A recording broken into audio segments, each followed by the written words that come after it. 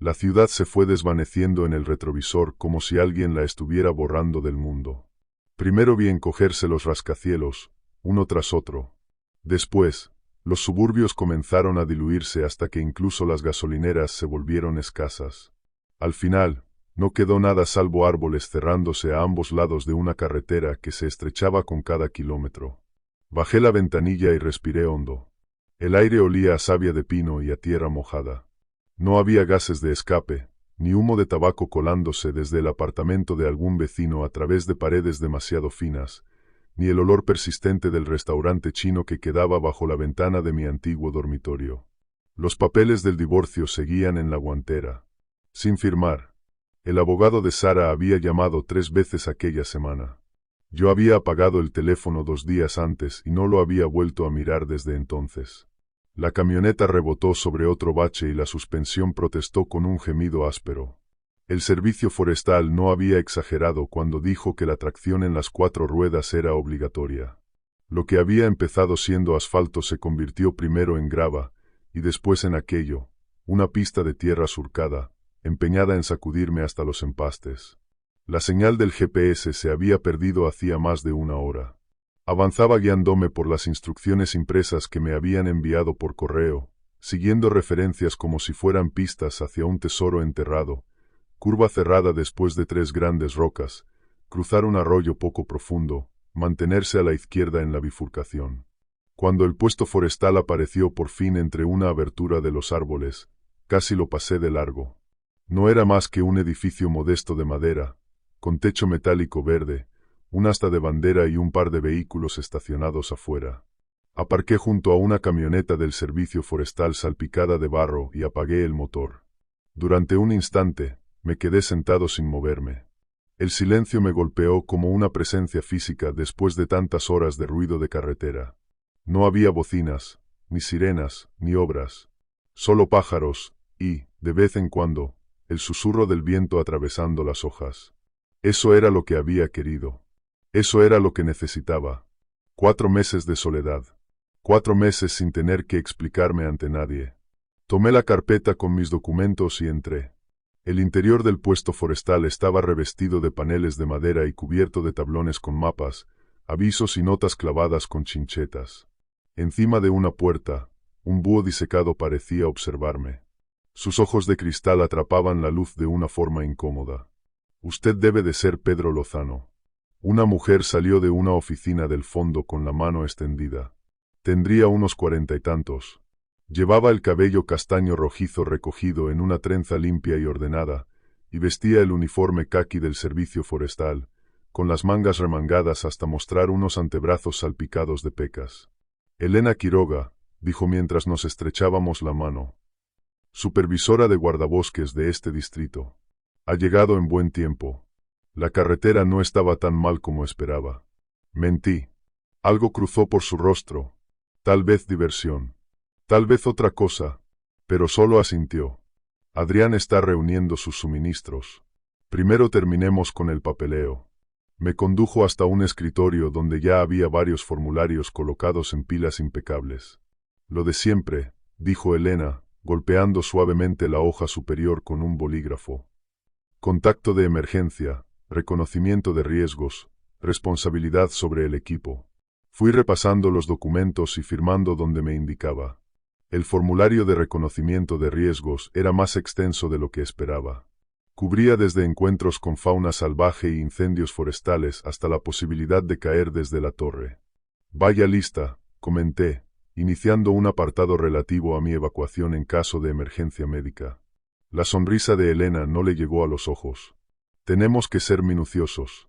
Va a estar a más de 100 kilómetros del hospital más cercano. Cuando terminé el último formulario, un hombre entró por una puerta lateral cargado con varias cajas. Era más joven que Elena, quizá de unos 28 o 29 años. Tenía el pelo rubio revuelto y un uniforme tan arrugado que parecía haber dormido con el puesto. Este es Adrián Baeza, dijo Elena. Se encarga del equipo y de la logística. Adrián asintió sin llegar a mirarme a los ojos y dejó las cajas sobre el mostrador. A pesar de su aspecto desaliñado, sus movimientos eran rápidos y precisos. Está todo inventariado, dijo. Su voz era sorprendentemente clara para alguien que parecía tan incómodo. Suministros básicos, kit de emergencia, equipo de radio. Me empujó un portapapeles hacia adelante. Firme aquí. Garabateé mi firma mientras Elena retiraba un juego de llaves de un panel perforado en la pared. Llaves de la torre, dijo, dejándolas en mi palma. Puerta principal, cobertizo de almacenamiento y portón de acceso al inicio del camino de servicio. Adrián añadió una radio portátil al montón. Llévela encima siempre que esté fuera de la torre. Los reportes son a las 8 y a las 8 todos los días, añadió Elena, entregándome una tarjeta plastificada. Instrucciones básicas para la detección de incendios. La parte más importante de su trabajo es detectar el fuego a tiempo. Una pequeña columna de humo puede convertirse en un infierno en cuestión de horas si las condiciones son adecuadas. Estudié la tarjeta. Incluía diagramas para calcular el tamaño de una columna de humo y pautas para informar la ubicación usando el sistema de cuadrículas de los mapas de la torre. Parece bastante sencillo. Lo es, hasta que deja de serlo, respondió Elena con un tono extraño. Señaló el mapa. Elías Rivas trabaja en la Torre 7, a unos 19 kilómetros al noreste de su posición. Será su vecino más cercano durante el verano. No colocamos las torres demasiado cerca unas de otras, añadió Adrián, todavía sin encontrar mis ojos. Arruinaría la cobertura de la cuadrícula. Asentí, aunque la idea de que el ser humano más próximo estuviera a casi 20 kilómetros de distancia me produjo una punzada breve de emoción. Exactamente para eso me había apuntado. El sueldo se depositará cada 2 semanas, continuó Elena, entregándome otra hoja con datos bancarios. El primer pago debería entrar en su cuenta el próximo viernes. Volví a mirar la cifra, todavía sorprendido. Cuando me había postulado, pensé que había un error tipográfico en la oferta. Era casi el doble de lo que pagaban puestos estacionales similares.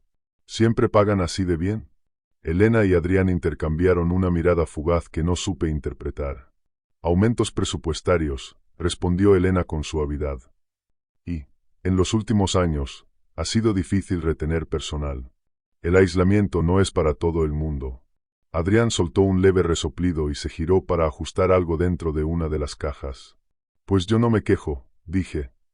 4 meses de paz y silencio, además de un buen ahorro, suenan perfectos.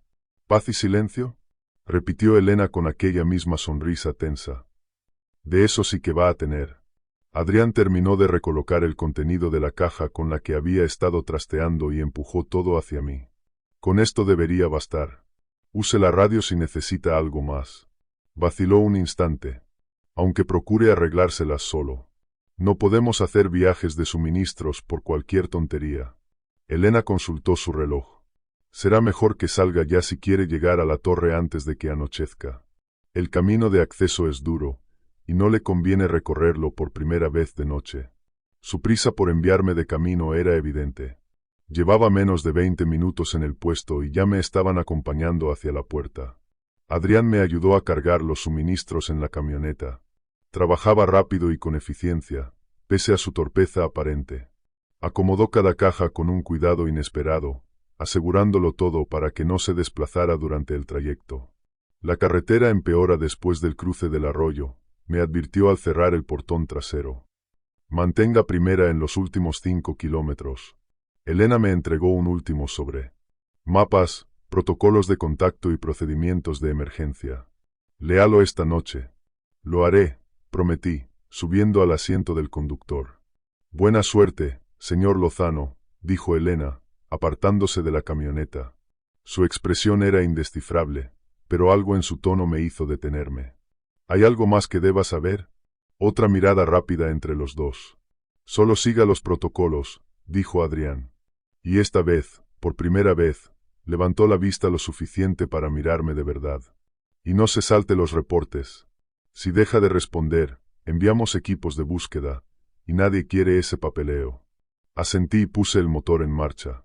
Cuando me alejé, los vi todavía allí, reflejados en el retrovisor, observándome marchar con expresiones más solemnes de lo que la situación parecía justificar. El trayecto hasta mi torre tomó otra hora, y Adrián no había exagerado en absoluto sobre el estado del camino. Lo que al principio era solo un terreno accidentado fue degradándose hasta convertirse en algo que apenas merecía llamarse carretera. Más bien parecía la vaga sugerencia de un sendero por donde, tal vez, un vehículo podría pasar, si su conductor tenía la determinación suficiente. Crucé un arroyo poco profundo. El agua salpicó hasta los paneles de las puertas. Después tuve que esquivar ramas caídas y rocas que parecían colocadas a propósito para poner a prueba la suspensión de mi camioneta. El bosque se volvió más denso, más antiguo. Los árboles se cerraban a mi alrededor hasta que las ramas rozaban las ventanillas con un sonido seco, como uñas arañando cristal. Cuando por fin distinguí la estructura metálica elevándose por encima de la línea de los árboles, solté un aire que no me había dado cuenta de que llevaba conteniendo. Aparqué al pie de la torre y bajé del vehículo, estirando los músculos agarrotados después de horas de conducción tensa. La torre se alzaba sobre mí como un esqueleto de acero sosteniendo una pequeña cabina a algo más de 20 metros de altura. Vista desde abajo, parecía absurdamente alta y precaria, como una construcción infantil hecha con palillos, capaz de venirse abajo en cualquier momento. Rodeé la base despacio, contemplándola entera. 4 patas robustas, ancladas en profundos cimientos de hormigón. Vigas de acero cruzadas reforzando la estructura. Una escalera en zigzag ascendía hacia la cabina, con descansillos que ofrecían un respiro breve antes del siguiente tramo. Arriba, la cabina en sí, apenas 4 metros cuadrados, con ventanas en los 4 lados. Mi hogar durante los próximos 4 meses. Me apoyé en la camioneta y miré a mi alrededor. La naturaleza se extendía en todas direcciones. No se veía ninguna carretera, salvo la pista miserable por la que había llegado. No había edificios, ni líneas eléctricas, ni señal alguna de civilización. Solo árboles, montañas y cielo. El silencio era absoluto de una forma que jamás había experimentado. No era la ausencia de sonido. Era la ausencia de sonido humano. Podía oír el canto de los pájaros, el roce de las hojas, el crujido de las ramas. Pero no había tráfico lejano, ni aviones cruzando el cielo, ni el zumbido constante de aires acondicionados o refrigeradores. Solo estaba yo, y kilómetros enteros de nada. Por primera vez desde que había dejado la ciudad, sonreí. Sonreí de verdad. Sentí que algo en mi pecho se aflojaba, como si una mano invisible hubiera dejado de apretarme por dentro. Era justo lo que necesitaba. Mis pasos resonaron con estrépito sobre la escalera metálica mientras empezaba a subir. Cada peldaño hacía vibrar toda la estructura. El trazado en zigzag impedía ver la parte superior hasta doblar cada esquina, y eso hacía que el ascenso pareciera más largo de lo que seguramente era. Decidí subir primero las cosas ligeras, mi bolsa de viaje con la ropa, algunos libros y mis objetos personales, antes de enfrentarme a las cajas pesadas de comida y equipo. La torre se balanceaba apenas con la brisa de la tarde. No lo suficiente para alarmarme, pero sí lo bastante para recordarme que estaba a más de 20 metros del suelo, encaramado sobre lo que, en esencia, era un gigantesco juego de piezas metálicas ensambladas. Me detuve en uno de los descansillos para recuperar el aliento y mirar el paisaje. Bosque en todas direcciones. Un océano verde interrumpido solo por algún afloramiento rocoso aislado o por la cinta plateada de un arroyo lejano. No se veía ningún camino, salvo la pista de tierra por la que había llegado, que desaparecía entre los árboles a menos de 400 metros de la base. Aislamiento perfecto. Seguí subiendo, con la bolsa golpeándome la espalda a cada paso. Cuando por fin llegué al rellano superior, la dejé en el suelo y saqué la llave que Elena me había dado. La cerradura se abrió con un clic limpio y satisfactorio. Empujé la puerta, y allí estaba mi hogar para los próximos meses. La cabina era pequeña, pero estaba diseñada con eficiencia. Un espacio de apenas 4 metros cuadrados, rodeado por ventanas en los 4 lados, ofreciendo una vista completa de 360 grados sobre el bosque. Una cama individual estaba pegada a una pared, cubierta con lo que parecían mantas militares de lana, de un verde oliva apagado. Frente a la cama había un escritorio, cubierto de mapas, gráficos y un libro de registro. Junto a él, en una mesa más pequeña, descansaba el equipo de radio, modelos antiguos, sí, pero claramente bien mantenidos. En una esquina había una cocinilla mínima. Una estufa de propano de 2 fuegos, un fregadero pequeño con bomba manual y un armario para guardar provisiones. Debajo del mostrador, una nevera portátil, probablemente para los alimentos perecederos. El único mobiliario restante era una silla de madera frente al escritorio y una pequeña estantería con guías de campo y varias novelas de bolsillo que, a juzgar por el estado de los lomos, habían sido dejadas por ocupantes anteriores. Dejé la bolsa sobre la cama y volví a bajar a por otra carga. Me hicieron falta 4 viajes para subirlo todo. Ropa, comida, equipo y los suministros adicionales que Adrián había preparado para mí. Para el tercer viaje, me ardían los muslos por el esfuerzo de la subida. Tendría que acostumbrarme a esas escaleras, y rápido. Cuando por fin tuve todo dentro, cerré la puerta para impedir que entrara el aire fresco de la tarde y empecé a deshacer el equipaje de manera metódica. La ropa fue a unos ganchos fijados a la pared. No había espacio para una cómoda de verdad. Coloqué mis libros en la estantería, satisfecho al ver que encajaban junto a la colección ya existente. Mi cuaderno y mis bolígrafos fueron al escritorio, junto al libro de registro. La comida llevó más tiempo. Tenía suficientes conservas como para aguantar varias semanas, judías, sopas, verduras, fruta, bolsas de arroz, pasta, avena, café, té y leche en polvo. Lo ordené todo en el armario por categorías, dejando delante los productos que caducarían antes. Cuando cada cosa estuvo en su sitio, me senté frente al escritorio y examiné los mapas. Uno mostraba todo el bosque nacional, con mi torre marcada con una X roja. Otras torres aparecían señaladas del mismo modo, incluida la Torre 7, donde estaba destinado Elías Rivas, a unos 19 kilómetros al noreste, según la escala. Otro mapa representaba con más detalle la zona inmediata alrededor de mi torre, curvas topográficas, lechos de arroyos y senderos de animales. Tomé la radio. Pensé que debía probarla antes de que llegara la noche.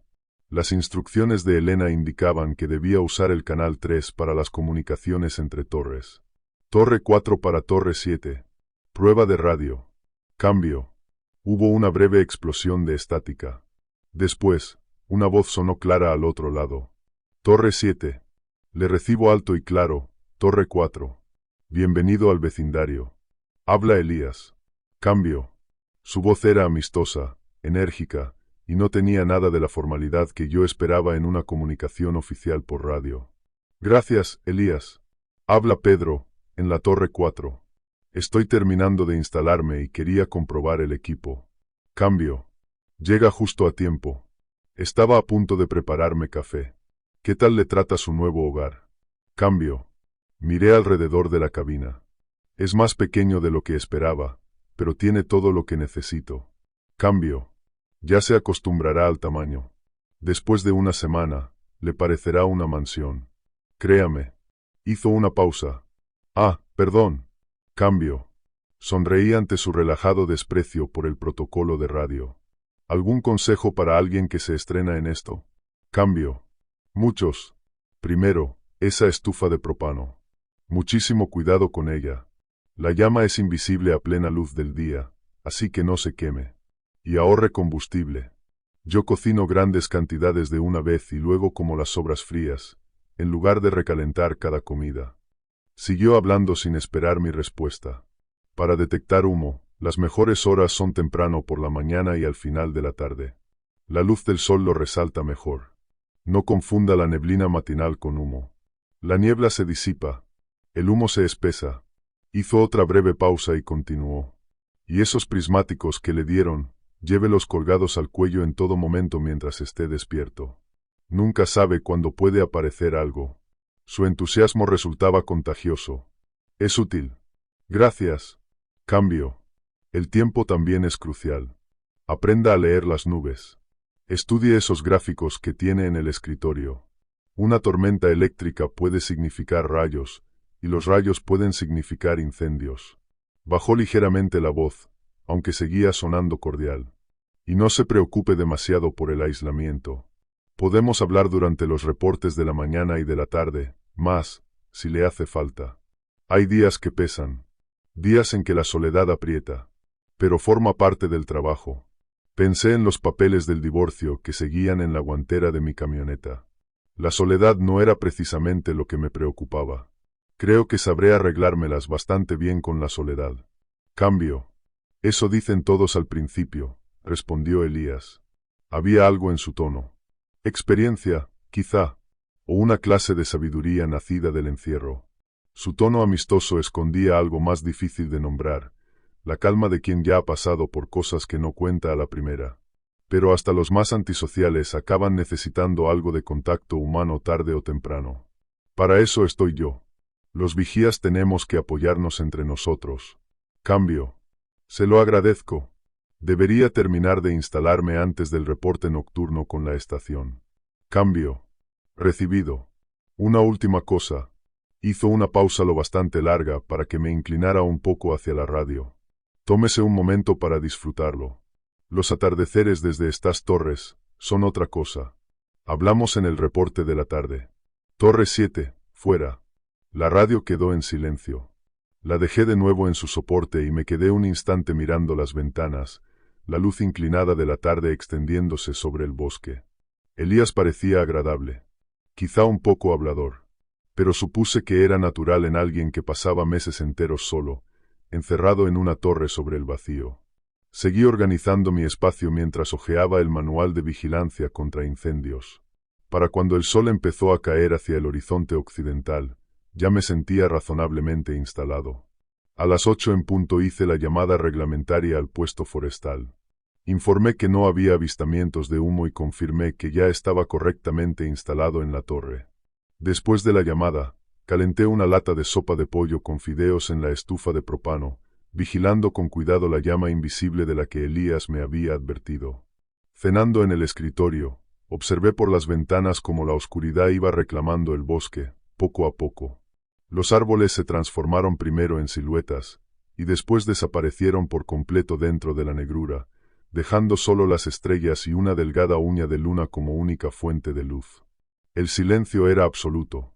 No había tráfico. No había vecinos. No había zumbidos eléctricos, salvo el crujido ocasional de estática en la radio. Solo el murmullo suave del viento rozando las agujas de los pinos, y, a lo lejos, el canto breve de un búho cazando en la oscuridad. Apagué la linterna de batería y me quedé sentado en penumbra, contemplando el bosque nocturno y escuchando ese silencio. Por primera vez en meses, sentí que el nudo en mi pecho se aflojaba un poco. Allí afuera, el abogado de Sara no podía llamarme. Los papeles del divorcio podían esperar. Mis fracasos, tanto profesionales como personales, parecían lejanos, insignificantes frente a la inmensidad salvaje que me rodeaba. Esa torre, ese aislamiento, ese trabajo, era el lugar perfecto para desaparecer por un tiempo. Un lugar donde la única persona a la que podía decepcionar era a mí mismo. Me metí en la cama y me cubrí con la áspera manta de lana. A pesar de su textura incómoda, me dormí casi al instante, arrullado por el suave balanceo de la torre y por el silencio perfecto, envolvente, de la noche en el bosque. Desperté con la luz del sol entrando por todas las ventanas al mismo tiempo, desorientado durante unos segundos por aquel entorno todavía ajeno. La torre se mecía levemente con la brisa de la mañana, un balanceo suave que me recordó que estaba a más de 20 metros del suelo, en lo que sería mi nuevo hogar temporal. Me estiré, sintiendo la rigidez en la espalda por culpa del colchón delgado, pero no me importó demasiado. El silencio compensaba cualquier molestia. Mi primer día completo como vigía forestal. Lo había logrado. Fui hasta el fregadero en boxers y camiseta, bombeando agua fría para echarme un poco en la cara. El manual hablaba de ahorrar agua, así que usé solo la necesaria para volver a sentirme humano. Por las ventanas del este, el sol ya trepaba por encima de la línea de árboles, bañando el bosque en tonos dorados. No recordaba la última vez que había visto un amanecer sin edificios ni cables eléctricos partiéndolo en dos. Solo árboles. Árboles interminables hasta el horizonte, con sus copas ondulando bajo la luz de la mañana como si fueran agua. Preparé café en la estufa de propano, vigilando de nuevo aquella llama invisible que Elías me había mencionado. El aroma intenso llenó la pequeña cabina mientras yo me acomodaba en lo que pronto se convertiría en mi rutina matinal. La hoja de protocolo que me había entregado Elena era clara. Revisar el horizonte en todas direcciones cada hora. registrar observaciones meteorológicas, mantener contacto por radio en los horarios establecidos. Con la primera taza de café en la mano, me acerqué a la ventana oeste y alcé los prismáticos para inspeccionar las crestas lejanas. Nada, solo bosque y cielo, ni humo, ni movimiento, salvo pájaros, y alguna ardilla que saltaba entre las ramas justo debajo de la torre. Anoté en el libro de registro. 7. Cielos despejados. Brisa ligera del noroeste. No se observa humo. A las 8 en punto pulsé la radio. Torre 4 apuesto forestal. Registro matutino. Todo despejado. Cambio. Hubo un breve crepitar de estática. Luego llegó la voz de Elena. Puesto forestal a Torre 4. Recibido. Informe meteorológico. Cielos despejados. Temperatura aproximada de 18 grados. Viento leve del noroeste. Recibido. Torre 4. Próximo contacto a las 8. Corto. Breve. Profesional. Me pregunté cuántas conversaciones idénticas tendría durante los siguientes 4 meses. Pasé la mañana familiarizándome con el mapa extendido sobre el escritorio, memorizando los nombres de crestas, valles y puntos de referencia que tendría que mencionar si llegaba a detectar humo. Las líneas topográficas revelaban los secretos del paisaje, por donde corría el agua, donde podía caer un rayo, porque laderas avanzaría más rápido el fuego. Al mediodía ya había encontrado un ritmo. Revisar el horizonte. Anotar en el registro. Leer un capítulo de mi libro, una copia gastada de Walden, de Thoreau, lo cual me pareció apropiado. Preparar una comida sencilla. Repetir. Calenté una lata de estofado de carne para el almuerzo y me la comí directamente de la olla, de pie junto a la ventana norte, mientras observaba a un halcón describir círculos perezosos sobre el bosque. La tarde transcurrió con la misma calma. Volví a ordenar mis provisiones, hice notas más detalladas sobre el terreno circundante y leí 2 capítulos más. La soledad se sentía como un bálsamo. No había correos exigiendo respuesta. No había llamadas del abogado de Sara.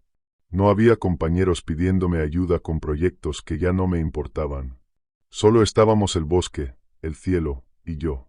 Para cenar herví agua y preparé puré de patatas instantáneo, mezclándolo con una lata de atún. No era precisamente alta cocina, pero bastaba para llenar el estómago. Mientras comía, observé cómo el sol iniciaba su descenso, proyectando sombras cada vez más largas entre los árboles. Con la luz agonizante, el bosque adquirió otro carácter. Más profundo, más misterioso. Después del control de las 8, que transcurrió con la misma normalidad que el de la mañana, decidí empezar un diario. No era algo que hubiera planeado, pero de pronto me pareció importante registrar mis pensamientos, no solo mis observaciones del bosque. Encontré un cuaderno en blanco en la estantería y lo abrí bajo el resplandor cálido de la linterna de batería. Escribí. Día 1. El silencio aquí tiene sustancia. No es la ausencia de sonido, sino una presencia en sí misma. Esperaba sentirme solo, pero en lugar de eso me siento liberado, como si hubiera dejado en el suelo un peso que no sabía que cargaba. Me detuve, golpeando suavemente la página con la punta del bolígrafo, buscando las palabras exactas para describir la extraña paz que había encontrado tan rápido en aquel lugar aislado. Entonces lo oí. Un silbido. Débil, pero nítido. Venía de algún punto bajo la torre. Al principio pensé que sería el viento colándose por alguna abertura de la estructura y produciendo ese sonido hueco, casi musical. Pero aquella noche apenas corría brisa. Dejé el bolígrafo y me acerqué a la ventana sur, escrutando la oscuridad. El silbido continuó. Lento, metódico. No formaba ninguna melodía que yo reconociera. No era aleatorio. Había intención detrás de aquellas notas. Un patrón repetido. Y, además, se movía. Giraba alrededor de la base de la torre, en sentido contrario a las agujas del reloj. Crucé a la ventana oeste, luego a la norte, después a la este. Iba siguiendo el sonido a medida que se desplazaba. La oscuridad entre los árboles era casi total. La luna era apenas una astilla de luz, insuficiente para algo más que distinguir las copas de los árboles contra el cielo. «¿Hola?», llamé, sintiéndome idiota en el mismo instante en que abrí la boca. Si había alguien ahí abajo, Estaba a más de 20 metros bajo mis pies. No podría oírme salvo que gritara. Y algo, no sabía qué, me dijo que gritar sería un error. El silbido siguió girando, sin prisa, deliberado. Agarré la linterna del escritorio y proyecté el haz hacia abajo por cada ventana mientras seguía el recorrido del sonido. La luz cortaba la negrura, pero no revelaba nada más que agujas de pino, ramas caídas y alguna polilla atraída por el resplandor. Noté que el corazón empezaba a golpearme con más fuerza. Aquello no tenía sentido. Según los mapas, el sendero más cercano estaba a casi 13 kilómetros. El camino de acceso por el que yo había llegado apenas existía en los mapas oficiales. Nadie debería haber podido encontrar ese lugar en plena noche. Y menos aún tener un motivo para hacerlo. Alargué la mano hacia la radio. Torre 4 a Torre 7. Respondan. Elías, ¿me recibes? Solo estática. Lo intenté otra vez, ajustando ligeramente la frecuencia, pero obtuve el mismo resultado. Nada. Solo el siseo muerto del aire vacío. Hacía apenas unas horas habíamos hablado durante el control nocturno y la conexión había sido cristalina. ¿Qué había cambiado? La señal parecía degradarse al caer la noche, como si algo en aquellas horas muertas interfiriera con la radio. Abajo, el silbido se volvió más fuerte. Y entonces escuché algo más. Movimiento entre la maleza. Ramas quebrándose. Agujas de pino removidas. Algún golpe seco y pesado que sugería un cuerpo de gran tamaño. Fuera lo que fuese, era grande. Torre 4 apuesto forestal, respondan. Otra vez, nada más que estática. Dejé la radio sobre el escritorio y regresé a las ventanas, siguiendo el sonido mientras continuaba su círculo. El silbido había adquirido una cualidad que me erizó la piel de los brazos. No era del todo humano, pero era demasiado deliberado para ser otra cosa. Sostenía ciertas notas más tiempo del posible, con una vibración extraña, imposible, como si aquellos pulmones no funcionaran como los nuestros. Pensé en el rifle que había llevado conmigo, guardado en su funda bajo la cama. Lo había traído sobre todo para practicar tiro y matar el tiempo. Ahora, sin embargo, me encontré sacándolo de allí y comprobando que estaba cargado. Coloqué el rifle sobre mis piernas y regresé a las ventanas. La ronda continuó durante casi una hora. A veces, el silbido se interrumpía de golpe, sustituido por un silencio todavía más inquietante que el propio sonido, solo para reaparecer instantes después desde otro punto distinto. Lo que fuera que estaba ahí abajo estaba jugando conmigo. Y, poco a poco, comprendí algo peor. Sabía que yo lo observaba. Sabía que lo estaba escuchando. Luego, con la misma brusquedad con la que había empezado, todo se detuvo. No hubo una última nota. No se alejó desvaneciéndose entre los árboles.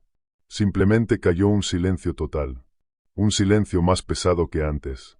Esperé con el rifle listo, aguzando el oído en busca de cualquier rastro de movimiento. Nada. Solo el leve crujido de la torre, la brisa nocturna, y mi propia respiración, demasiado alta dentro de aquel espacio cerrado. No dormí. No podía. Me quedé con el rifle atravesado sobre el regazo, pasando de una ventana a otra, vigilando el bosque oscuro por si detectaba el menor movimiento. Mi mente empezó a encadenar posibilidades, una tras otra, y cada una era menos tranquilizadora que la anterior. Un cazador perdido y desorientado. Algún lugareño gastándole una broma al nuevo vigía. Un animal grande que yo no lograba identificar. Ninguna explicación encajaba. Fuera lo que fuese lo que había rodeado mi torre, sabía exactamente lo que estaba haciendo. Las horas avanzaron con una lentitud insoportable. Miré el reloj una y otra vez, como si pudiera obligar a la noche a terminar. En algún momento probé la radio otra vez, pero la estática seguía intacta, cerrada sobre sí misma, como una pared. Al final, el cielo del este comenzó a aclararse. El negro se convirtió en azul profundo, y luego en ese lavanda pálido que precede al amanecer. Cuando los primeros rayos dorados atravesaron los árboles, sentí que la tensión de mis hombros cedía un poco. Había sobrevivido a la noche, pero al mirar el suelo del bosque, ahora visible bajo la luz de la mañana, supe con absoluta certeza que aquello volvería. Y la próxima vez, quizás silbar no sería lo único que tuviera pensado hacer. La mañana llegó con el graznido áspero de varios cuervos justo al otro lado de las ventanas, y yo seguía en la silla, sin haber dormido un solo minuto. Me incorporé, frotándome los ojos, con la espalda rígida por haber pasado la noche allí. El rifle seguía sobre mis piernas. La luz de la mañana inundaba la torre, revelando la habitación exactamente igual que la víspera. No había cerraduras forzadas. No había señales de intrusión. Solo estaba yo, y el recuerdo de aquel silbido girando bajo la torre. Me puse en pie y me estiré, soltando una mueca al oír crujir la columna. A la luz del día, el bosque parecía distinto. Menos amenazador. Más corriente. Los árboles se mecían suavemente con la brisa matinal. No había figuras extrañas entre los troncos. No había silbidos. Tal vez me lo había imaginado todo. La falta de sueño podía hacer cosas extrañas con la mente. O quizás solo había sido el viento, jugando con los ángulos de la estructura metálica de la torre. Preparé un café más fuerte de lo habitual y me lo bebí solo, amargo, frente a la ventana norte. La radio permanecía muda sobre el escritorio. No había vuelto a tocarla desde los intentos fallidos de la noche anterior. La parte lógica de mi cerebro, la misma que en otra vida había analizado hojas de cálculo y proyecciones trimestrales, me decía que debía documentarlo todo en el libro de registro, hacer el control matutino y seguir con la rutina. Pero había otra parte dentro de mí. Una más antigua, más primaria. Y esa parte necesitaba saber que había estado rodeando mi torre. Terminé el café, cargué el rifle y me lo colgué al hombro. La escalera metálica resonó bajo mis botas mientras descendía, peldaño a peldaño, y cada golpe se propagó por la quietud de la mañana. Me detuve a mitad de camino y examiné el suelo del bosque. Nada se movía, salvo las sombras que las ramas proyectaban al balancearse con el viento. Al llegar abajo, me quedé inmóvil, escuchando. Los pájaros cantaban. Los insectos zumbaban. Sonidos normales del bosque. Sonidos que deberían haberme tranquilizado. Y, sin embargo, no lo hicieron. El terreno alrededor de la base de la torre contaba una historia distinta a la que mi mente racional quería aceptar. Las agujas de pino habían sido removidas formando un círculo irregular, barridas en dibujos antinaturales. Varias ramas estaban rotas, unas partidas del todo, otras colgando en ángulos imposibles. Algo había estado allí. Algo lo bastante grande como para dejar un rastro. Me arrodillé para examinar una zona donde la tierra removida se veía con mayor claridad. No había huellas definidas que pudieran llamarse pisadas, pero sí marcas de peso y desplazamiento. Algo pesado había estado girando alrededor de mi torre. Al incorporarme, advertí un camino que se abría desde aquel círculo hacia el este. Ramitas quebradas y maleza doblada formaban una senda rudimentaria. Miré hacia arriba, hacia la torre, mi refugio seguro suspendido a más de 20 metros del suelo, y después volví la vista al rastro. El sol de la mañana me calentaba la cara. Con la luz del día, la decisión resultó más fácil. Fuera lo que fuese, ya no estaba allí. Podía seguir el rastro un trecho corto, ver a dónde conducía y regresar antes del mediodía. Ajusté el rifle sobre el hombro y eché a andar, siguiendo la línea de vegetación rota. El rastro no era sutil. Ramas partidas a la altura de los hombros. Helechos aplastados. Hojas removidas. Lo que lo había dejado no parecía preocupado por ocultarse. A unos 50 metros de la torre, la pista terminaba de golpe al pie de un gran pino. Casi no lo vi. Habría pasado de largo si no hubiera sido por el destello pálido de algo contra la corteza oscura. Me detuve en seco. Dejé de respirar. Una mano humana. Estaba clavada al tronco, a la altura de los ojos. Di un paso atrás por puro reflejo. El café del desayuno me subió a la garganta. La mano había sido seccionada limpiamente a la altura de la muñeca. La carne estaba pálida, pero no exangüe. Un fino hilo rojo descendía por la corteza, todavía lo bastante fresco como para brillar bajo la luz moteada del bosque. Era reciente, muy reciente. Los dedos estaban abiertos, inmovilizados por un único clavo grueso atravesando la palma. Debajo, medio oculto por los dedos curvados, había un papel doblado, sujeto por el mismo clavo. Tragué saliva y me obligué a mirar con más atención. Una mano masculina, pensé. Tamaño normal, pero endurecida. Con callos. Uñas cortas, prácticas. Manos de trabajo. No muy distintas de las mías. Tenía que documentarlo. Saqué el teléfono y tomé varias fotos, aunque sabía que no había señal para enviarlas a ninguna parte. Después metí la mano en el bolsillo y saqué mi navaja suiza. Me temblaban las manos mientras deslizaba la hoja bajo la cabeza del clavo. Costó más de lo que esperaba arrancarlo. Quien hubiera hecho aquello lo había hundido hasta el fondo. Cuando por fin cedió, atrapé la mano y el papel antes de que cayeran al suelo. El papel estaba doblado una sola vez. Era una hoja corriente de impresora, blanca, sin nada especial. La abrí con una mano, mientras con la otra seguía sosteniendo aquella mano cercenada. Había una sola palabra, escrita en letras de imprenta. Bienvenido. La caligrafía era precisa. Cada letra estaba trazada con cuidado. No era el garabato apresurado de alguien actuando deprisa por miedo a ser descubierto. Era deliberado. Planeado. Me quedé mirando el mensaje. Luego la mano. Luego otra vez el mensaje. Mi mente luchaba por procesar lo que estaba viendo. Aquello no era un acto de violencia aleatorio. Era para mí. Alguien sabía que yo estaba allí. Sabía exactamente dónde colocar aquella señal grotesca para que la encontrara. Saqué del bolsillo una bolsa de plástico para bocadillos.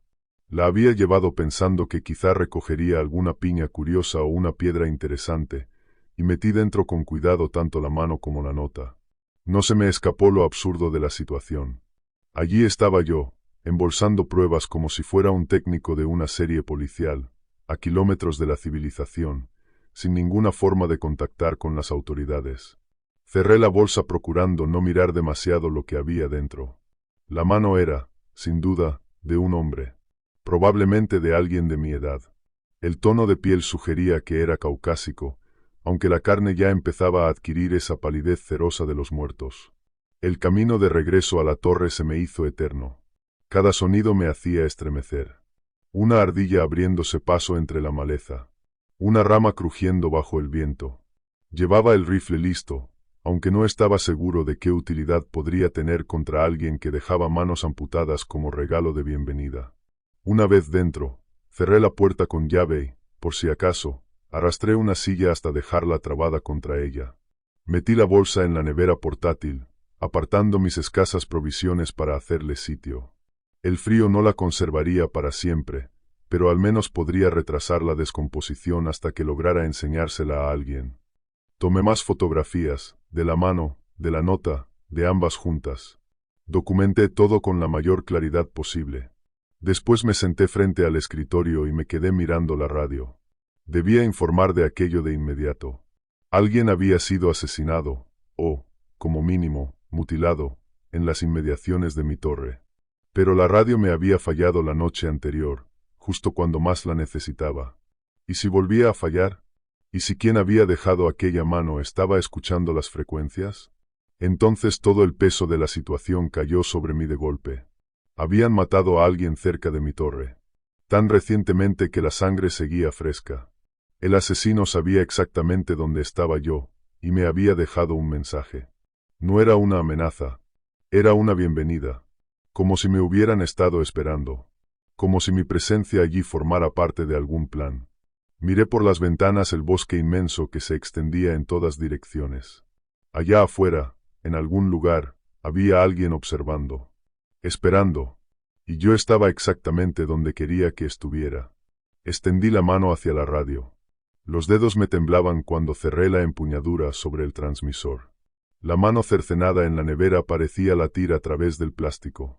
Un pulso grotesco, imaginario, pero imposible de ignorar. Tenía que contárselo a alguien. No podía ser la única persona que lo supiera. Torre 7, aquí Torre 4. Elías, ¿me recibes? Cambio. La voz se me quebró en la última palabra. La estática siseó durante varios segundos. Luego, por fin, la voz de Elías atravesó el ruido. Torre 4, aquí Torre 7. Te recibo alto y claro. ¿Qué ocurre, Pedro? Tomé aire hondo. Mis ojos se desviaron hacia la nevera donde había guardado mi hallazgo. Elías, ha pasado algo. Encontré una mano humana clavada a un árbol cerca de mi torre. Las palabras quedaron suspendidas en el aire, absurdas incluso para mis propios oídos. Me apresuré a añadir detalles antes de que pudiera descartarlo. Es reciente. Sigue sangrando. Y había una nota con ella. Solo decía bienvenido, en letras grandes. Tengo fotos. Y tengo la mano aquí, en la nevera. Esperaba horror. Un silencio de incredulidad. Órdenes inmediatas para evacuar. En lugar de eso, Elías soltó una breve carcajada. Vaya, hombre, este año te la han jugado bien. ¿Qué? Apreté con más fuerza la radio. Los lugareños, amigo. Cazadores, adolescentes, cualquiera. Todos los veranos le hacen alguna gracia así a los nuevos vigías. Su tono era relajado, casi aburrido. El año pasado me dejaron algo que parecía un pie humano en mi claro. Al final resultó ser partes de ciervo colocadas para que parecieran humanas. Son bastante creativos con esas cosas de taxidermia. Negué con la cabeza, aunque él no pudiera verme. No, Elías. Esto es humano. Estoy mirándolo ahora mismo. Las uñas. La textura de la piel. Es una mano de verdad. Hubo una pausa. Cuando volvió a hablar, su tono había cambiado apenas un poco. Mira, Pedro, lo entiendo. Tu primer verano solo en una torre, todo se siente más intenso. Pero créeme, si informas de esto a los guardabosques, van a pensar que eres otro chico de ciudad incapaz de soportar el aislamiento. Guardé silencio. Al servicio forestal no le hacen mucha gracia los vigías que se asustan con cada cosa rara que se cruza ahí fuera, continuó Elías, bajando ligeramente la voz. Se sabe que han rescindido contratos antes de tiempo por gente que crea problemas innecesarios. Necesitan personas que soporten la soledad sin venirse abajo. Miré la nevera. La prueba estaba allí, tangible, irrefutable. Pero, ¿y si tenía razón? ¿Y si yo estaba sobrereaccionando ante una broma elaborada? ¿Esto ha pasado antes? Pregunté. Las bromas, quiero decir. Cada temporada, respondió Elías. A veces son partes falsas de cuerpos. A veces, ruidos raros por la noche. Una vez colocaron altavoces para reproducir risas de niños. Es enfermizo, pero no deja de ser gente aburrida buscando diversión. Me pasé una mano por el pelo, dividido entre dos certezas imposibles. Entonces, ¿qué hago? Te toca reabastecimiento dentro de 2 semanas, ¿no? Si para entonces sigues convencido de que es real, llévalo contigo. Enséñaselo en persona a los guardabosques. Mucho mejor que intentar explicarlo por radio y sonar como si estuvieras perdiendo la cabeza. Su lógica tenía cierto sentido. Y la alternativa, que alguien hubiera sido realmente asesinado cerca de mi torre, era casi demasiado horrorosa para contemplarla. No le creí del todo. Lo peor era que necesitaba creerle. Está bien, dije al final. Esperaré. Buena decisión, respondió Elías. Ahora cuéntame, ¿cómo fue tu día? ¿Has visto humo? Dejé que la conversación derivara hacia las tareas normales del puesto. Pero mis ojos seguían regresando, una y otra vez, a la nevera. Los 3 días siguientes transcurrieron con una normalidad sorprendente. Cumplí con mis obligaciones de forma metódica. Revisé el horizonte en busca de humo. Anoté los datos meteorológicos en el libro de registro. Hice mis comunicaciones por radio a las horas establecidas. La mano permaneció en la nevera, sellada dentro de la bolsa de plástico, recordándome constantemente que algo no estaba bien. Cada mañana abría la nevera y comprobaba que seguía allí, como si necesitara asegurarme de que no había sido una alucinación nacida del miedo y el cansancio. La sangre se había secado. La carne había adquirido un aspecto ceroso que la volvía menos real, más parecida al atrezo de una película. Pero con cada día de rutina y silencio, la explicación de Elías empezó a parecer más plausible.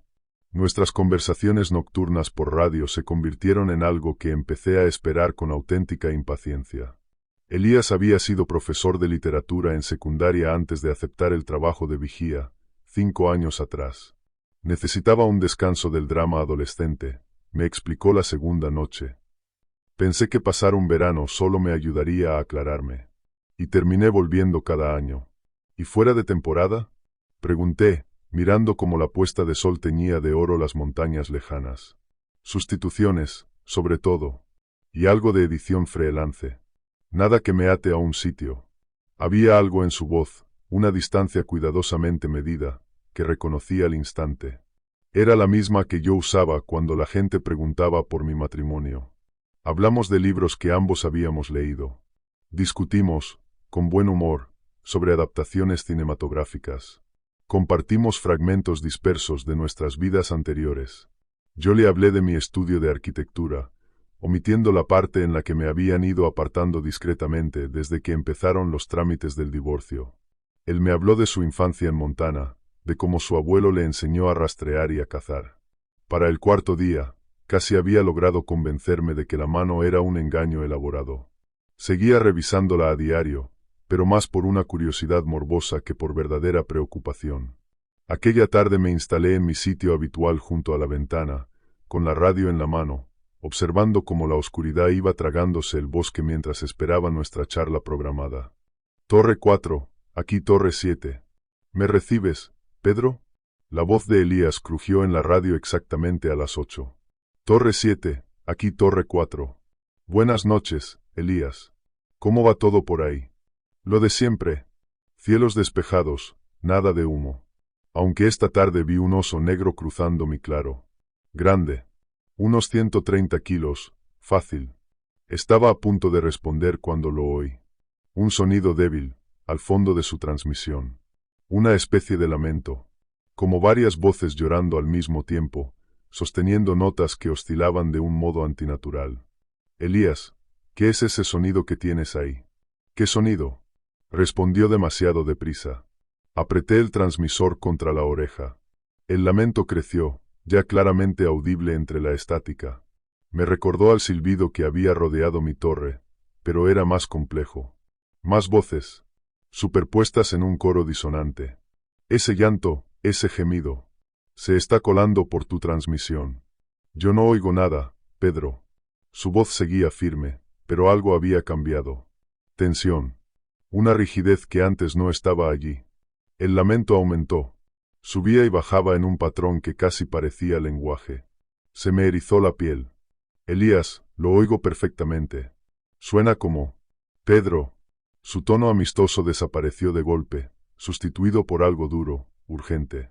Escúchame con mucha atención. Necesito que vayas ahora mismo y cierres la puerta con llave. ¿Qué? ¿Por qué? Cierra la puerta inmediatamente. Me cortó.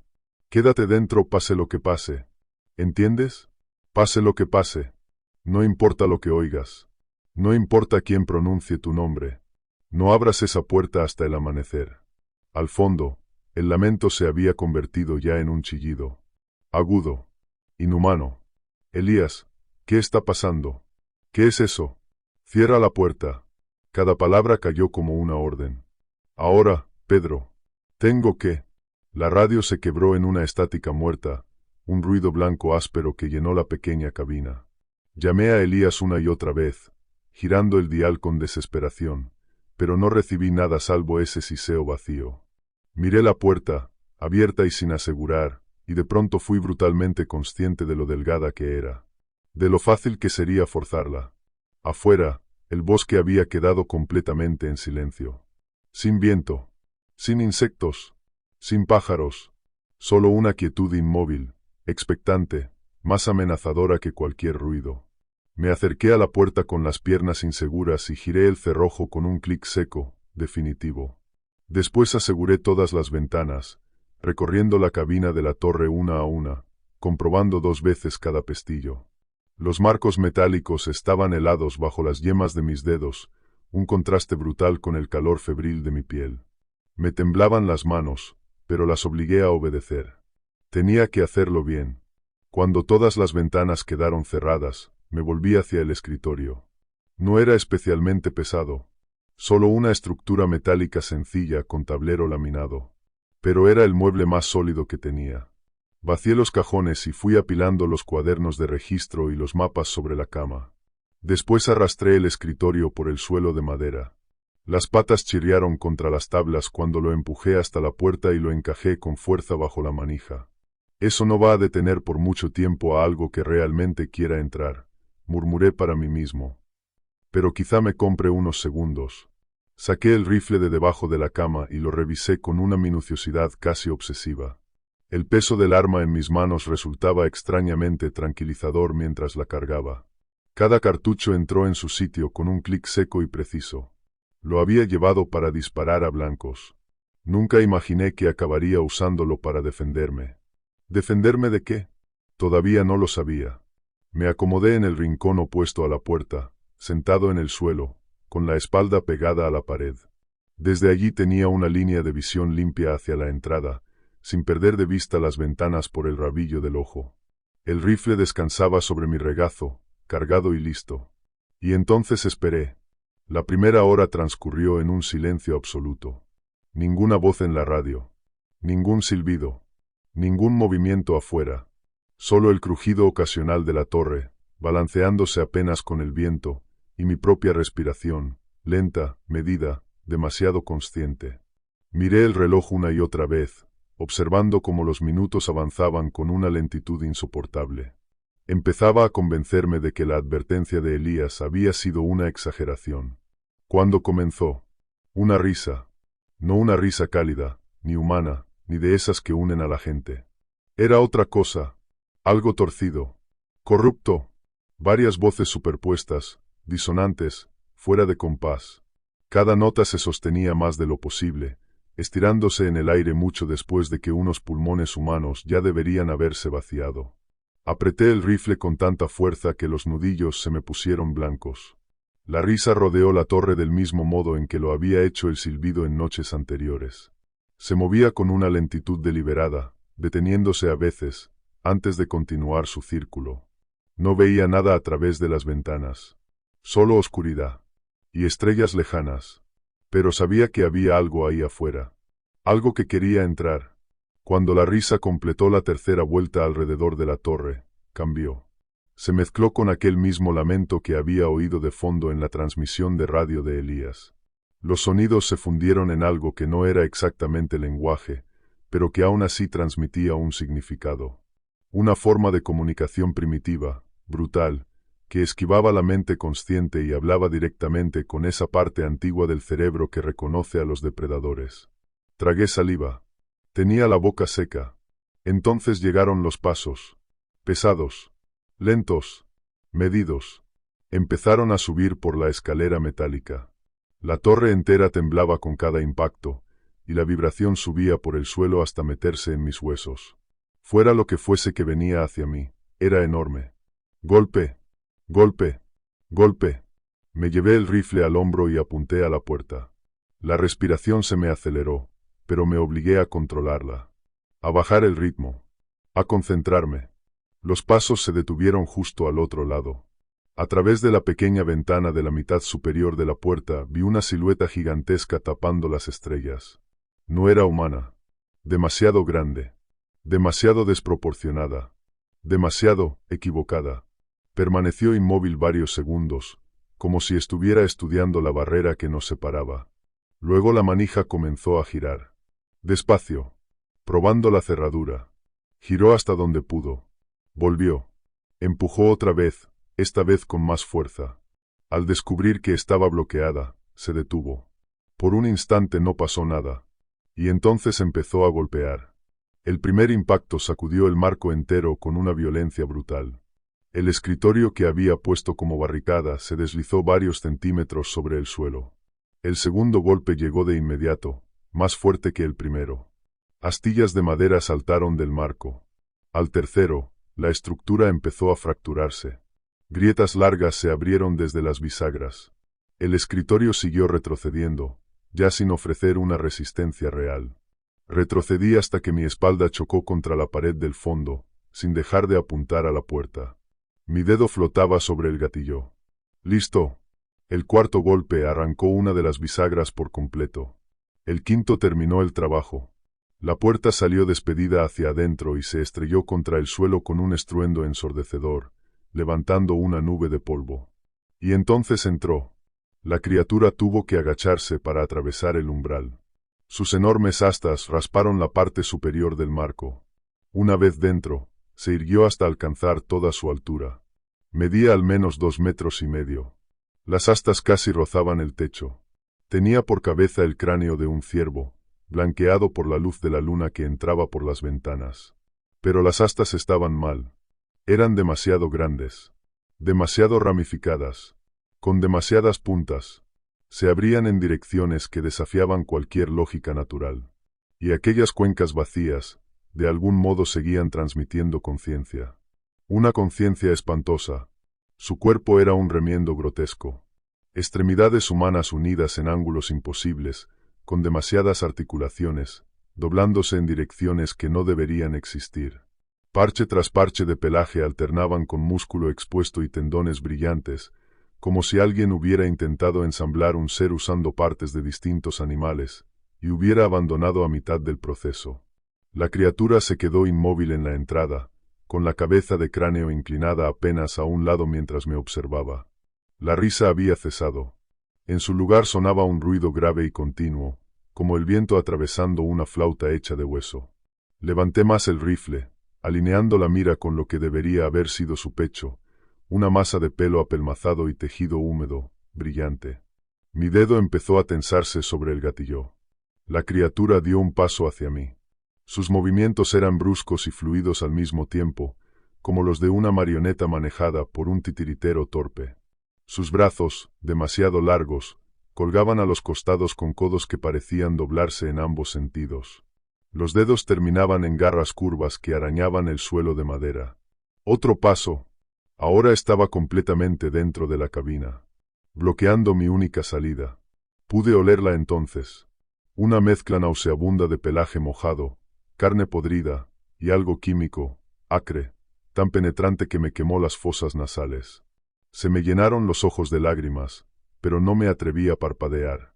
La cabeza de la criatura giró hacia la nevera donde había guardado la mano cercenada. Volvió a emitir aquella risa, la misma que había oído afuera, pero ahora podía ver cómo su mandíbula se abría de manera antinatural para producirla. Y lo supe, con una certeza total, inmediata, helada. Estaba mirando a la cosa que había dejado aquel mensaje de bienvenida, a lo que llevaba noches rodeando mi torre, a lo que había estado cazando en esos bosques mucho antes de que yo llegara, y entendí que había venido por mí. Observé, paralizado por el horror, cómo la mandíbula de la criatura se desencajaba como la de una serpiente, abriéndose hasta una amplitud imposible. De lo más hondo de su garganta estalló aquella misma carcajada enferma que había oído fuera de la torre. Un sonido que no debería salir de nada vivo. Una cacofonía de voces superpuestas que parecían burlarse de mi terror. Me temblaban las manos mientras apuntaba a su pecho. No había tiempo para pensar, solo para reaccionar. Apreté el gatillo. El rifle golpeó mi hombro y el disparo retumbó de forma ensordecedora dentro de la pequeña cabina. La bala atravesó el torso de la criatura y abrió un agujero limpio en la zona donde deberían haber estado los órganos vitales. De la herida empezó a brotar un líquido oscuro y espeso. No era exactamente sangre. Pero la cosa no cayó. Ni siquiera se estremeció.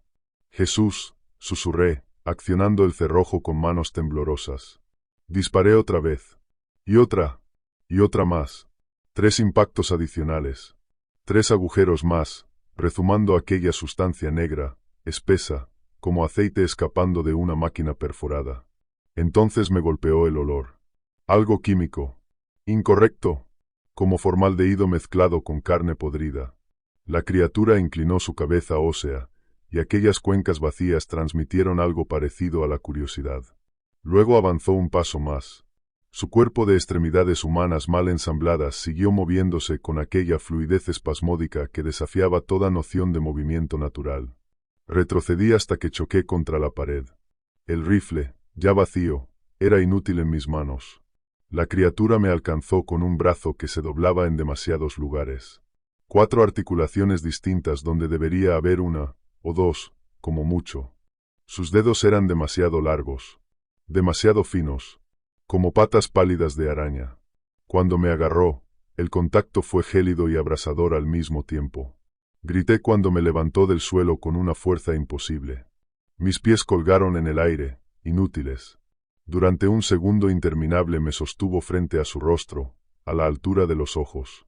Aquella cara de cráneo de ciervo quedó a centímetros de la mía. Las astas raspaban el techo. Y después me lanzó. Salí despedido como un muñeco de trapo a través del marco destrozado de la puerta y fui a caer sobre la plataforma metálica exterior. La espalda chocó contra la barandilla, arrancándome el aire de los pulmones. El impacto dobló el metal hacia afuera y, durante un instante de puro espanto, sentí que me vencía hacia atrás, hacia más de 20 metros de vacío. Solo el instinto me salvó. Mis manos salieron disparadas y se aferraron a la barandilla en el momento en que la mitad inferior de mi cuerpo se balanceaba fuera de la plataforma, suspendida sobre el abismo. Mis pies patalearon en la nada. Solo había aire nocturno bajo ellos. Y mucho más abajo, el suelo del bosque. Con un esfuerzo desesperado logré impulsarme de nuevo sobre la plataforma, jadeando. La criatura se escurrió por la puerta destrozada detrás de mí, retorciendo su cuerpo de formas que no deberían ser posibles. Las astas rasparon el marco metálico con un chillido insoportable, como uñas sobre una pizarra. Llenó por completo la pequeña plataforma. Bloqueaba el único acceso a las escaleras. Me puse de pie como pude y busqué frenéticamente una forma de pasar. La plataforma no tendría más de 2 metros cuadrados. No había a dónde correr. No había dónde esconderse. Amagué hacia la izquierda y luego intenté esquivarla por la derecha, con la esperanza absurda de alcanzar las escaleras. La criatura no cayó en la trampa. Aquel brazo antinatural salió disparado otra vez y sus dedos se cerraron alrededor de mi garganta. Me levantó del suelo por segunda vez. Pero ahora estábamos afuera. Y entre yo y la caída mortal no había nada, salvo su mano. Me sostuvo suspendido sobre el borde durante un instante que pareció durar una eternidad. Alcancé a ver, allá abajo, el suelo del bosque bañado por la luz de la luna. Entonces me arrastró de vuelta, y me arrojó escaleras abajo. Caí dando vueltas, golpeándome sin control, mientras el mundo se convertía en una confusión de dolor y metal resonando. Primero fue el hombro, luego la cadera, después la cabeza. Cada impacto me atravesaba con una nueva oleada de agonía. Intenté aferrarme a algo, a cualquier cosa, lo que fuera para detener la caída. Después de lo que me pareció una eternidad, conseguí agarrar una viga de soporte 2 tramos más abajo. Mis dedos se cerraron con fuerza brutal alrededor del metal helado. La sacudida casi me arrancó el hombro de su sitio. Pero aguanté. Mi rifle, soltado durante la caída, rebotó escaleras abajo y desapareció en la oscuridad. Cada golpe metálico marcó su descenso, hasta que un último estruendo indicó que había llegado al suelo. Quedé colgando allí un instante, jadeando, con cada músculo del cuerpo ardiendo. Y entonces miré hacia arriba. La criatura ya había reanudado la persecución. Pero no estaba usando las escaleras. Descendía por la parte exterior de la torre, cabeza abajo, con las extremidades doblándose en ángulos imposibles, avanzando como una araña monstruosa. Sus astas raspaban la estructura metálica, enviando vibraciones por toda la torre. «Mierda, mierda», murmuré, obligando a mi cuerpo destrozado a ponerse en movimiento. Me incorporé a pulso y bajé tambaleándome el siguiente tramo de escaleras. Cada peldaño me lanzaba descargas de dolor por las costillas. La criatura venía ganando terreno, moviéndose más rápido de lo que algo de ese tamaño debería ser capaz de moverse. Ya podía oír su respiración, un sonido húmedo, bronco, como aire forzado a través de una tubería obstruida. A mitad del siguiente tramo, llegó el desastre. Apoyé el pie sobre un escalón que estaba doblado de alguna manera, quizá por la subida inicial de la criatura. El tobillo se me torció con un crujido nauseabundo. Un dolor blanco, abrasador, me atravesó la pierna y caí, apenas logrando sujetarme de la barandilla. Cuando intenté apoyar peso, la pierna cedió al instante. Esguince, o tal vez fractura. Daba igual. Ya no podía correr. Alcé la vista. La criatura había alcanzado el rellano sobre mí. Se detuvo. Inclinó aquella cara de calavera, observando mi situación con una calma insoportable. La risa volvió a sonar, pero esta vez más baja, casi reflexiva. Me arrastré 3 escalones más, con el tobillo herido arrastrándose inútil detrás de mí. Las escaleras metálicas se balancearon levemente bajo el peso de la criatura cuando empezó a bajar con normalidad, sin prisas ya, saboreando la caza, sabiendo que yo no podía escapar. La realidad me golpeó con una claridad brutal. Seguía a más de 12 metros del suelo. Demasiado alto para saltar sin destrozarme ambas piernas. La única salida estaba bloqueada por aquella pesadilla. Mi arma había desaparecido, perdida en la oscuridad de abajo. Y aunque de algún modo lograra pasar a su lado, mi tobillo no me llevaría muy lejos. Retrocedí hasta quedar pegado a la barandilla, atrapado entre el monstruo que avanzaba y una caída mortal. Respiraba a bocanadas irregulares, ásperas. La criatura descendió otro escalón. Ahora sus movimientos eran deliberados, lentos, seguros. Sabía que me tenía. Aquellas cuencas vacías, imposibles, parecían contener una inteligencia maligna mientras cerraba la distancia entre nosotros. Ya solo nos separaba un tramo de escaleras. Miré al suelo, muy abajo. Luego volví a mirar el horror que se acercaba. Ninguna de las dos opciones ofrecía esperanza. Pero al menos una sería rápida. Entonces, el disparo de escopeta rajó el aire como un trueno. La perdigonada salpicó el metal a escasos centímetros del cráneo de la criatura. Giré la cabeza de golpe y vi a Elías al pie de la torre. «¡Baja de ahí!», gritó, volviendo a apuntar. La criatura torció su cabeza astada hacia aquella nueva amenaza. En aquellas cuencas vacías se dibujó algo parecido a la sorpresa. Esa distracción de un segundo fue todo lo que necesité. Me arrastré un escalón más, con el tobillo chillando de dolor a cada movimiento, dejando una mancha de sangre sobre el metal. Otro disparo estalló desde abajo. Esta vez, los perdigones impactaron de lleno en el torso remendado de la criatura, arrancando jirones de pelo y salpicaduras de aquel extraño fluido negro. El impacto la lanzó contra la barandilla, que se dobló hacia afuera con un gemido metálico. «¡Muévete, joder!», rugió Elías, accionando otra vez la corredera. Yo medio trepé, medio me dejé caer por el siguiente tramo, descargando casi todo mi peso sobre la pierna sana mientras la otra arrastraba detrás de mí como un lastre muerto. La torre se estremecía con los movimientos de la criatura mientras ésta se recuperaba y reanudaba el descenso, ahora más rápido, y más centrada en Elías que en mí. Elías disparó una tercera vez. El estampido rebotó por todo el bosque. Más líquido negro brotó del cuerpo de la criatura, pero no se detuvo. Si acaso, se volvió más rápida. Sus extremidades se doblaban en ángulos imposibles mientras descendía por el armazón metálico. «No se detiene», grité, con la voz quebrada por el pánico. «Tú sigue bajando», respondió Elías, y volvió a disparar. Yo estaba ya a unos 6 metros del suelo. Lo bastante cerca para ver el sudor en la frente de Elías, la mandíbula apretada, la decisión en sus ojos. Disparó por quinta vez, vaciando la escopeta justo cuando la criatura alcanzaba el segundo rellano. Aquella cosa soltó de nuevo esa risa espantosa. Al percibir la vulnerabilidad de Elías, sentí como se me helaba la sangre.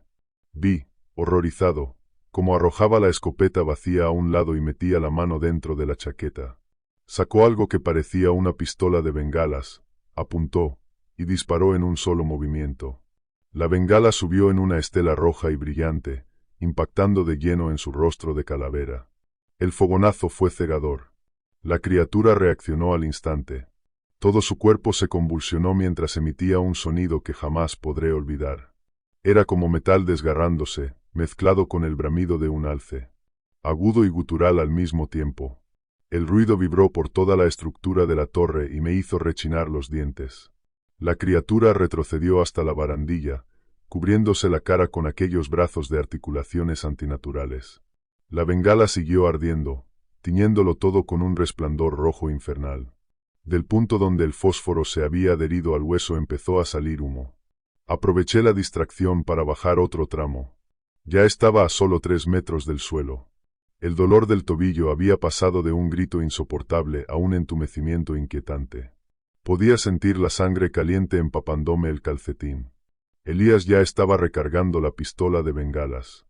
Sus movimientos eran rápidos, precisos, como si lo hubiera hecho muchas veces. La criatura bajó los brazos. Donde la bengala había impactado, el hueso aparecía chamuscado. Inclinó la cabeza y clavó aquellas cuencas vacías en Elías con algo que solo podía describirse como odio. «Vamos, hijo de puta», murmuró Elías, levantando de nuevo la pistola. La criatura se lanzó escaleras abajo, moviéndose más rápido de lo que algo tan grande debería poder moverse. Elías no retrocedió. Aguantó la posición y disparó la segunda bengala directamente al pecho.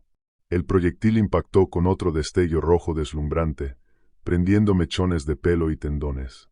El torso remendado de la criatura estalló en llamas allí donde la bengala quedó clavada. El fuego empezó a extenderse con rapidez. Y entonces, con un movimiento demasiado veloz para seguirlo, el monstruo en llamas saltó de lado fuera de la torre, superando la barandilla de un solo impulso. Se estrelló contra las ramas altas de un pino y desapareció dentro del bosque, dejando a su paso una estela de vegetación ardiendo. El sonido de la madera quebrándose y aquel chillido atroz fue apagándose a medida que huía entre los árboles.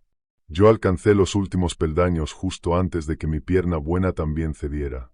Caí el resto del trayecto y aterricé con violencia sobre el suelo cubierto de agujas de pino. El dolor me atravesó el cuerpo desde una docena de lugares distintos. Pero el alivio abrumador de volver a pisar tierra firme casi lo hacía soportable. Elías estuvo a mi lado en segundos, con la cara surcada de sudor y tizne de las bengalas. Me ayudó a incorporarme hasta dejarme sentado, mientras no apartaba la vista de la línea de árboles donde la criatura había desaparecido. ¿Puedes ponerte de pie?, preguntó en voz baja, urgente. Intenté apoyar peso sobre el tobillo herido y estuve a punto de desmayarme del dolor. No, jadeé. Está roto, o muy mal torcido. Mierda. Elías volvió a mirar hacia el bosque, nervioso. Tenemos que movernos. Volverá cuando el fuego se apague. ¿Qué demonios era esa cosa?, exigí, aferrándome el tobillo. La expresión de Elías se oscureció. Un wendigo, dijo, y la palabra cayó con un peso antiguo. Una criatura ancestral.